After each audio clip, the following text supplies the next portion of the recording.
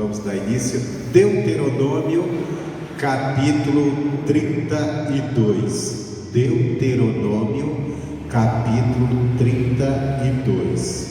Uma palavrinha rápida para a gente fazer a oração da família.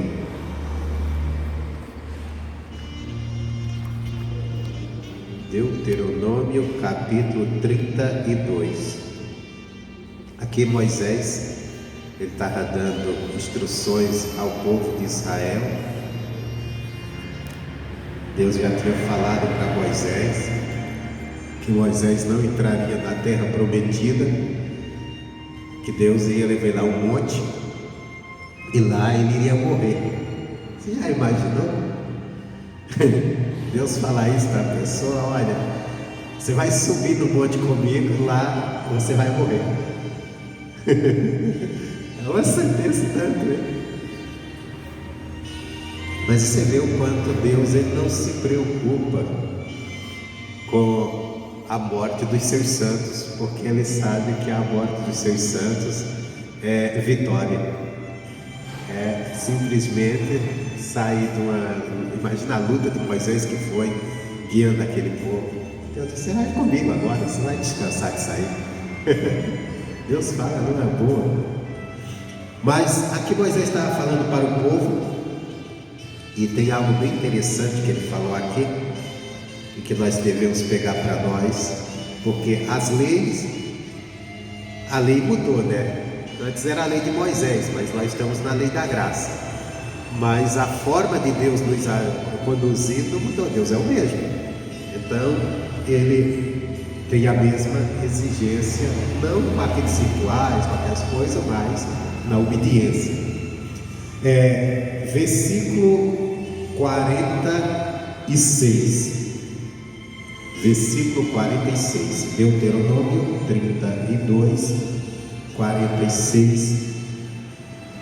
Disse-lhes: aplicai o vosso coração a todas as palavras que hoje testifico entre vós, para que as recomendais a vossos filhos, para que tenham cuidado de cumprir todas as palavras desta lei, porque esta palavra não vos é vã, antes é a vossa vida, e por esta mesma palavra prolongareis os dias na terra, a qual passando o Jordão e desapossuí. Bom, vamos pegar isso aqui. Nós sabemos que aqui estava se falando ali para o povo de Israel acerca da lei de Moisés, mas nós podemos pegar isso aqui também. Quem foi o nosso Moisés? Jesus. Jesus foi aquele que nos libertou. Moisés fez o papel de libertar o povo do Egito, da escravidão humana. Jesus nos libertou da escravidão espiritual. Estávamos na mão do faraó Satanás. Eles eram do faraó do Egito, a gente é do faraó Satanás. Ele nos libertou. E tudo que ele nos ensinou, tudo que ele nos deixou, é para a gente obedecer, para a gente aplicar o nosso coração. Por quê? Porque ele disse: vocês aplicam o coração essas palavras que eu testifico entre vós, para que recomendais os vossos filhos. Quer dizer, a palavra que nós ouvimos, a pregação que nós já recebemos, tudo que nós já aprendemos no Evangelho, nós temos que recomendar às pessoas, a geração futura. Recomendar quer dizer levar as pessoas esse conhecimento. Mas se elas não querem ouvir, problema delas, mas nós temos que levar isso, principalmente para a nossa família. Recomendar, porque essa palavra é a vida. No caso de Israel, aquelas palavras, aquela lei que Deus deu para Moisés, que Moisés estava explicando para eles, era para eles prolongarem a vida na terra prometida, na terra de Canaã, que eles iriam tomar posse. Isso é, quando eles entrassem naquela terra, se eles andassem na obediência da palavra, se eles obedecessem aquela palavra, nenhuma nação teria poder de levantar-se contra eles e tirá-los dali. E nós vemos isso em toda a história de Israel. Quando o povo andaram com Deus, Eles venceram toda a batalha. Sempre que se levantou alguém contra eles, eles venciam, porque estavam com Deus. Mas quando eles deixaram de lado a palavra de Deus, começaram a fazer coisas que não deveriam, aí vieram outros e destronaram eles, tiraram eles. Nós temos que entender uma coisa, trazendo isso para os dias de hoje. O nosso caso é espiritual. Nosso caso não é terra comum. A salvação é eterna. Jesus, ele nos trouxe as palavras da salvação. Tanto é que quando Jesus disse para os discípulos: olha, vocês querem ir embora? Porque uma parte tinha desistido de andar com ele. Aí o Pedro disse: para onde iremos nós? Só tu tens as palavras da salvação. Então as palavras que Jesus nos trouxe são palavras de salvação, de vida eterna, para nos levar para o lugar que Deus prometeu. O que foi que ele prometeu? Lá em Moisés, Deus prometeu levar o povo, tirar o povo do Egito e levar para a terra prometida de Canaã. Para nós é outra coisa. Deus nos prometeu em Jesus nos levar para o céu. Jesus disse: eu vou para o Pai e lá tem muitas moradas, eu vou preparar morada para vocês. Então ele nos prometeu levar para nós. Se a gente quisermos ir para lá, permanecer nesse caminho, nós temos que aplicar o coração à palavra dele. Se nós queremos também nossa família salva, nós temos que ensinar a palavra para eles. Não adianta, não é outra coisa que nós devemos fazer, não. Nós devemos aplicar, levar a palavra. Aquilo que nós vamos aprendendo, lógico, tem que ser com sabedoria, né? E como está escrito lá em Isaías, diz: o Senhor me deu uma língua erudita para dar a boa palavra no tempo certo ao que está cansado. Tem que ser no tempo certo. O que é o tempo certo? Eu vou ficar esperando. Aí fica aquela velha história, né? Ainda não é tempo, não é o tempo de Deus. Não é o tempo de Deus. O tempo de Deus já foi. Foi na cruz, ele já salvou a humanidade na cruz. Só que o tempo certo, às vezes é aquele momento que você vê que dá para você entrar com a palavra. Porque, por exemplo, você convive com sua família. Às vezes você está conversando, você vai chegar a cortar um assunto nada a ver, já cortando a palavra e pregando para eles. Mas tem aquele momento certo. Às vezes tem aquele momento, todo mundo... você quer perder tempo? Você quer perder tempo para pregar para a família? Quando eles estão reunidos, comemorando alguma coisa, você perde tempo. Às vezes o cristão diz assim: não, eu vou aproveitar, tem uma festa da família, eu vou falar de Jesus. Os caras estão lá com cerveja na mão, com uma coisa e outra, comendo para danar, só pensando em encher a pança de cerveja e bebida. Você começa a falar e eles começam assim. Não é o tempo certo. É um tempo que você vai perder seu tempo. Você vai jogar, você vai jogar pérolas aos porcos, que eles vão pisar. Às vezes a gente acha, a gente está aquela ânsia, não, toda hora é hora de pregar, toda hora eu tenho que, mas tem hora que não dá. Tem hora que não dá, os caras estão pensando em festa, você vai começar os caras a torcer a cara. É pérolas aos porcos. O que é pérolas aos porcos? Jesus falou. É você pegar, por exemplo, uma pérola é uma coisa valiosa, né?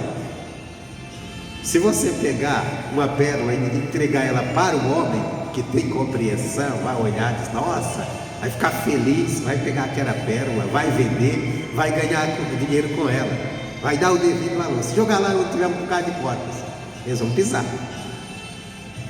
Vamos dizer que o homem esteja necessitado, você dá uma pérola para ele, vai vender e vai saciar a sua necessidade.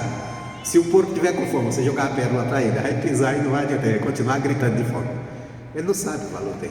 A mesma coisa é quando você vai pregar para um bando de gente que não estão nem aí, estão na bebedice, estão nem aí. Você perde seu tempo. Você perde. Os caras ficam loucos, só falta dizer: cala a boca. E qual é o tempo certo?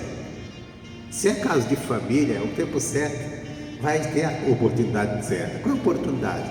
Às vezes é a oportunidade no tempo que o cara está derrubado. Naquele momento que o camarada está aborrecido, todo mundo tem um dia que não está bem. E você chega, começa a conversar e a pessoa começa a reclamar, às vezes falar das coisas, você começa a falar: mas Jesus disse isso. Começa a falar a palavra. Aí você tem a oportunidade. A pessoa, quando ela está mais sensível ou está diante dos problemas, às vezes ela para mais para ouvir. Principalmente se ela te buscou para pedir ajuda. Às vezes ela para. Só que quando está em festa, perde tempo. Você vai perder, você vai falar e os caras vão ficar de mal com você, não vão dar ouvidos e depois vão continuar naquela bagunça. É igual você colocar bêbado dentro da igreja para assistir culto.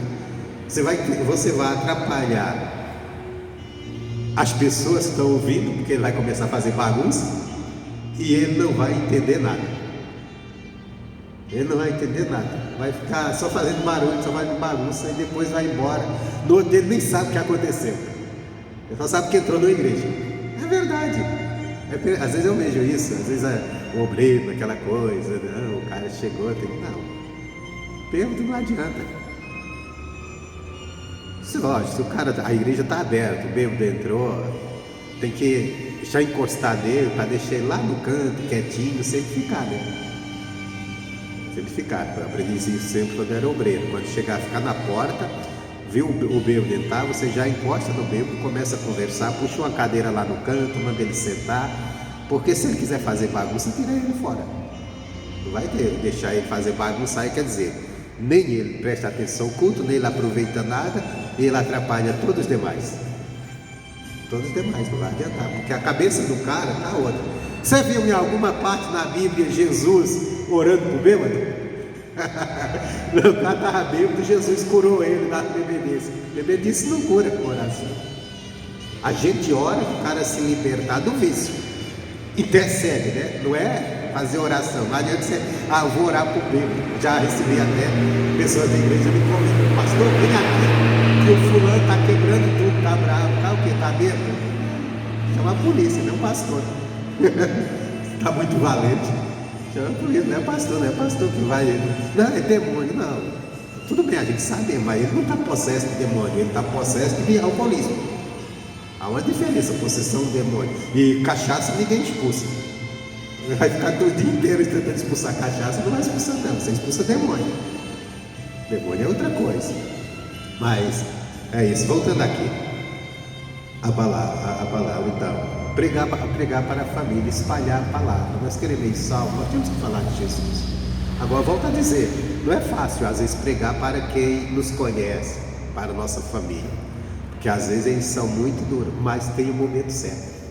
Vai ter o momento certo, vai ter o momento que a pessoa está jogada, está indo para trabalho, que a pessoa às vezes vem reclamar para você da vida, aí sim, aí você com uma boa palavra, não é aquela palavra que vai acusar o cara dos erros dele, não, porque não adianta você levar uma palavra de acusação para o pecador, que a palavra vai mostrar, porque não vai entender, não tem temor. Você não pode chegar para dizer, você está passando por isso porque você anda fazendo isso de errado. Você falar isso para o pecador, ele não tem temor, ele vai se aborrecer. Você tem que falar, Jesus tem a solução para você. É aquela questão da criança, né? O cara que não tem, você vai dar um leitinho para ele se alimentar do leitinho. Qual é o leitinho do Evangelho? É aquela palavra que mostra o amor de Deus, quando Deus se importa com ela, para a pessoa entender que Jesus é bom. Aí quando ele vir para Jesus, aí começa a dar um alimento mais sólido, mais forte, uma palavra mais dura, quando a pessoa já pegou. Porque não adianta eu querer levar mandamento para quem não tem Deus. Por exemplo, você tem uma pessoa da sua família que vive amaziado. Essa palavra acho que nem usa mais, né? Amaziado. Mora junto com alguém. Hoje até assim, a moça dele, eu moro com meu namorado, eu moro com minha namorada. Você está morando junto, não é mais namorado. Também não é esposa, não casou. Não gorda nada. Na verdade. Então, veja bem, agora juntar, você vai chegar, você tem que casar, porque isso é errado, é pecado. Irmão, ele não aceitou Jesus, para ele tanto faz, aquele pecado como outro, é só mais um. Então nós temos que levar o quê? O Evangelho de salvação. Olha, Jesus veio ao mundo para nos salvar, estávamos perdidos, ele tem a solução. Eu estou doente, Jesus tem a cura, vamos buscar em Deus, vamos buscar. Então você vai alimentando com a palavra, para a pessoa entender o quanto Jesus é bom. Quando ela compreender que Jesus é bom, e ela se interessar por ele, aí você diz, agora vamos fazer, tem uma maneira de andar com ele, aí nós vamos passar por como é que se anda com ele. Amém, Jesus? É a mesma coisa, você chega, a pessoa está bebendo, para com essa bebedice é pecado. Mas o cara está nem aí para pecado, ele se esbalda do pecado mesmo, ele não tem temor. Não, você vai dar a palavra de Deus, e aí você pode sim entrar, olha, Jesus a Bíblia até condena a bebida, que olha os problemas que a bebida traz na sociedade, na família. Se você mostrar para a pessoa vai entender. Agora não adianta ficar, faz isso não, que isso é pecado. O cara não está nem aí. O pecador se importa com o pecado, ele se alimenta do pecado. Então ela tem que aprender a pessoa a entender que Jesus é bom, o que Jesus tem para ela, salvação. Aí ela toma gosto por aquilo para depois você ir começando. Olha, agora a caminhada é séria. A caminhada não é de brincadeira não, o evangelho é sério. Amém? E por quê? Voltando aqui, porque essa palavra, ela é a vossa vida. A palavra de Deus é a nossa vida. Nós temos que aplicar o nosso coração à palavra. Não adianta a gente aplicar o nosso coração a pertencermos ao grupo religioso. Nós vemos que o mundo é cheio de religião e de grupos religiosos, né? E até mesmo dentro do cristianismo, a religião cristã tem vários grupos religiosos. Até mesmo no evangelho, você vê, tem pentecostal, neopentecostal, tradicional e vai por aí. Cada um tem se denomina de uma forma. Mas isso nada importa, isso não quer dizer muita coisa. Aí tem o lado católico também, até dentro do católico também tem um bocado lá de segmentos lá, cada um segue uma coisa. Na minha época tem os franciscanos, marianos, não sei o que lá, eles têm umas coisas deles também. E agora tem, né, o católico tradicional e tem o católico, como é esse novo agora? O carismático. Então sempre vai ter essas coisas, todos eles têm, por exemplo, na Rússia tem o cristianismo lá, que não é catolicismo nem é evangélicos, lá é os ortodoxos, é quase um catolicismo, só que sem autoridade do Papa. Eles não têm o Papa, eles têm lá os bispos ortodoxos. Eu não sei como que é, mas eles então tem essa forma, tem essas coisas. Mas de nada importa, irmão. O que importa é uma coisa na nossa vida, é a palavra de Deus. Por exemplo, nós vamos pegar em termos de Brasil, que nós conhecemos no Evangelho, denominações, né? É a denominação batista, é a denominação Assembleia de Deus, denominação Igreja da Graça, a denominação isso. Isso de nada importa. Isso é apenas forma das pessoas se organizarem para servir a Deus. O que importa é a gente guardar, aplicar o nosso coração às palavras. Palavra de Deus, não é palavra de homem, não é palavra do pregador, é a palavra de Deus. Por quê? Porque essa palavra é a nossa vida. Jesus, aqui nós estamos lendo no Velho Testamento, mas em João 6,63, Jesus disse: as palavras que eu falo são espírito e vida. Então quer dizer, as palavras que nós recebemos, no caso aqui eles receberam de Moisés a lei, era para isso prolongar a vida deles naquela terra que Deus estava colocando eles. Ser um povo forte, vencedor, rico, nação poderosa. Nós temos que ser poderosos em Deus, poderosos no mundo espiritual. Como? Com a palavra de Deus dentro de nós, com os ensinamentos de Jesus dentro de nós. A palavra que eu disse é espírito e vida. Então, aplica o coração à palavra. Nós devemos dedicar o nosso coração, não só a ouvir, como ao coração nosso estar disposto a andar na palavra, a obedecer a palavra. Que não é, tem o aplicar os ouvidos, que é ouvir, e o aplicar o coração, que é estar pronto a guardar essa palavra no coração, a ter ela com você e a obedecê-la e crer nela, porque se não crermos, não veremos a glória de Deus. Essa palavra, se nós crermos nela, se nós tivermos com o nosso coração, isso aqui é uma coisa, isso aplica o teu coração, é muito importante.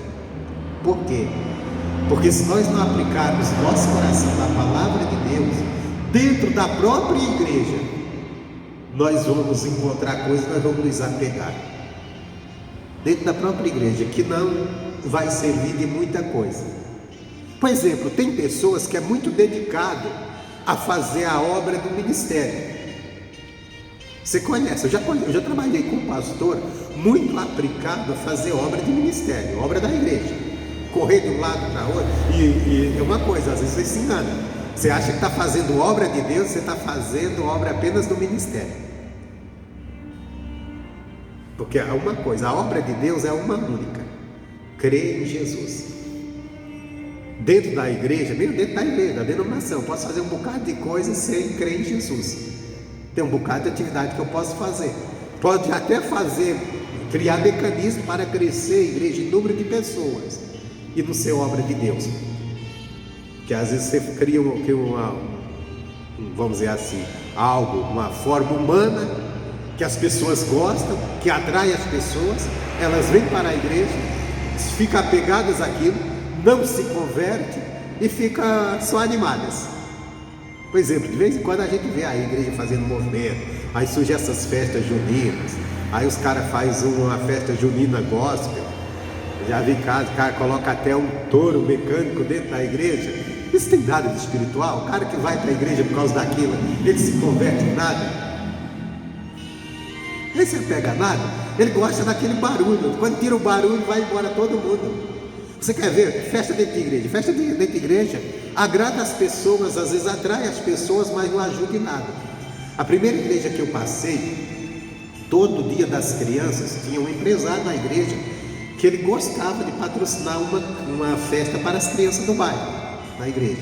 Fazia, né, o evento. Aí os obreiros se vestiam de palhaço, brincava com as crianças, botavam umas musiquinhas, aquela coisa toda, e ele pagava o cara tinha dinheiro, ele pagava um pipoqueiro, pagava um pula-pula, algodão doce, colocava tudo ali dentro da igreja para a criançada do bairro. Olha, chegava dia de criança, era assim, a igreja cheia de criança, e de mães, né, que trazia as crianças.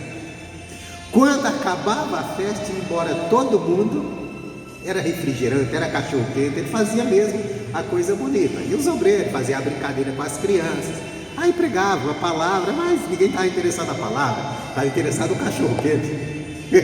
E não é criança. Aí eu quero que acontecia depois. Passou a festa e ia embora todo mundo.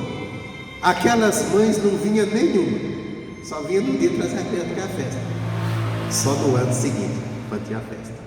Não valia nada. Às vezes um bocado de coisa que é feita dentro da igreja não tem valor nenhum. Porque a única coisa que tem valor dentro da igreja é a palavra. É a única coisa. Você se apegou à palavra, você vence, você é grande. O resto das coisas que fazem anima as pessoas, mantém as pessoas dentro da igreja, mas se não manter ela perto de Cristo, não adianta. A pessoa pode estar dentro da igreja porque gosta de um louvor, porque gosta de um movimento, porque gosta de uma gritaria, porque gosta de qualquer coisa, mas se não estiver na palavra, não adianta nada. Então muitas coisas são feitas dentro da igreja, ela não tem valor espiritual nenhum. Às vezes faz, porque a gente lidamos com seres humanos e queremos atrair, então vamos fazer isso para trazer as pessoas, para a gente pregar a palavra e ver se elas se convertem. Mas a única coisa que vai valer é a palavra. E a maioria que vem não dá atenção à palavra, fica só naquilo. Isso é até obra social. Se você, por exemplo, a igreja, ela fizer um trabalho de ter um dia que ela entregar, tal dia eu vou entregar 20 cestas básicas, 30 cestas básicas. Vai ter muita gente que vai pegar a cesta básica. Mas ir buscar a Deus não quer. Vai ter muita gente que vai vir no dia da cesta básica, mas no dia de buscar a Deus ninguém quer. Isso é uma verdade. Eu estou dizendo que eu já fiz. A pessoa chega na igreja e diz: olha, pastor, estou passando dificuldade, necessidade. Aí você reúne as pessoas, faz uma cesta básica, entrega para a pessoa. Aí você fala para ela vir buscar a Deus. Ela escolhe até a hora que não é culto para vir buscar a cesta básica. Na hora do culto ela não quer. Então quer dizer, não tem valor nenhum. A palavra que é vida, a palavra que nos leva a Deus, a palavra que transforma a nossa vida. O resto que é feito, às vezes, lógico, eu não estou aqui discriminando algumas, vamos dizer assim, algumas coisas que os pastores fazem para atrair as pessoas. Não estou discriminando, estou dizendo que às vezes a pessoa faz para atrair, mas aquilo não tem valor nenhum, porque aquilo não é obra de Deus, é a obra do pastor para atrair. A obra de Deus é outra. A obra de Deus é quando você crê. A obra de Deus é quando Pedro chega e olha para um homem que estende a mão pedindo dinheiro e diz: eu não tenho ouro nem prata, mas o que eu tenho eu te dou. Em nome de Jesus, levante e anda, fé. E depois o Pedro diz: não foi nossa santidade, foi a fé de Deus em Cristo que levantou esse homem. Ele foi curado. Isso é obra de Deus. Não existe outra obra. Eu posso ter uma dinâmica muito grande, uma capacidade de fazer coisas que as pessoas gostam, que atrai as pessoas para a igreja. Mas isso não quer dizer que eu estou fazendo a obra de Deus. E eu posso me ocupar muito nessas coisas dentro da igreja e dizer: estou fazendo a obra de Deus, estou preparando isso, preparando aquilo, preparando tal campanha, preparando isso, porque o povo vão gostar, o povo vão ficar na igreja. E às vezes vão ficar, às vezes vão se manter enquanto tem aquilo. Mas a verdadeira obra de Deus eu estou fazendo quando eu estou crendo, quando eu estou orando, quando eu estou buscando a Deus. A verdadeira obra de Deus é aquilo que faz Deus agir, que faz Deus operar. E Deus opera através da oração, Deus opera através da palavra pregada, através das artimanhas não. As artimanhas são as coisas do homem que ele faz. E muitas vezes, eu estou dizendo, como eu falei, tem pessoas que é muito ocupado dentro da igreja, mas pouco ocupado na palavra. Já vi pregador muito ocupado dentro da igreja, eu trabalhei com um pastor, chegava no sábado e dizia: vem todos os pastores aqui, era o líder, vem todos aqui que nós vamos fazer, esquematizar o que nós temos para o domingo, que era coisa que ele fazia, estratégia para manter as pessoas ali na igreja, uma campanha, uma coisa e outra. Mas aquilo não salvava ninguém, aquilo atraía, às vezes mantinha a pessoa. E você vê o que é quando o teu trabalho, que eu como pastor, aquilo que eu fiz e mantive a pessoa dentro da igreja, mas na hora que eu saí, outro veio e não fez aquilo, aquela pessoa foi embora. Então eu não consegui fazer um trabalho para Deus, eu consegui fazer um trabalho para mim, eu consegui fazer um trabalho que não trouxe salvação, porque o salvo, se troca pastor ou não, ele vai permanecer, porque ele não está firmado em pastor, ele está firmado em Deus. Agora vamos dizer que eu tivesse com essa igreja aqui, cheia de cadeiras, cheia de povo, não estou, né?